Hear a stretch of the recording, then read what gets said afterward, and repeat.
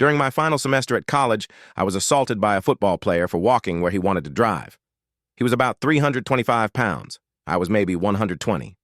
I was knocked unconscious, and while I was on the ground, I lived an entirely different life. In that life, I met an incredible woman. She made my heart race and my face burn every time she smiled.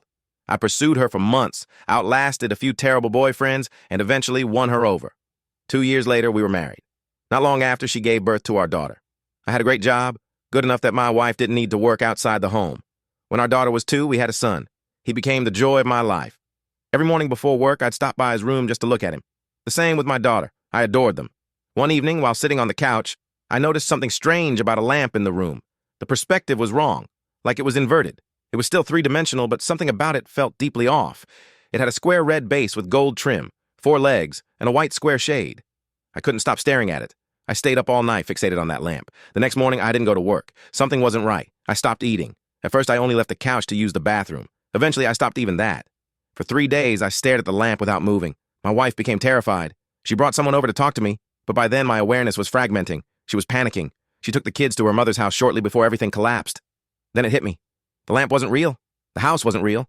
My wife, my children, none of it was real. The last 10 years of my life had never existed. The lamp began to stretch outward, wider and deeper, filling my entire field of vision. Everything turned red. I heard voices, screaming, noise, chaos. Then pain. An unbelievable amount of pain. The first words out of my mouth were, "I'm missing teeth." I opened my eyes and found myself lying on my back on a sidewalk surrounded by strangers. People were panicking. I was completely disoriented. At some point, a police officer picked me up, half-dragged me across the sidewalk and grass, and threw me face down into the back of a squad car. I was still confused. He took me to the hospital himself instead of waiting for an ambulance. I had CT scans and other tests done. The years that followed were brutal. For about 3 years, I lived in a deep depression, grieving a wife and children I knew, yet knew had never existed.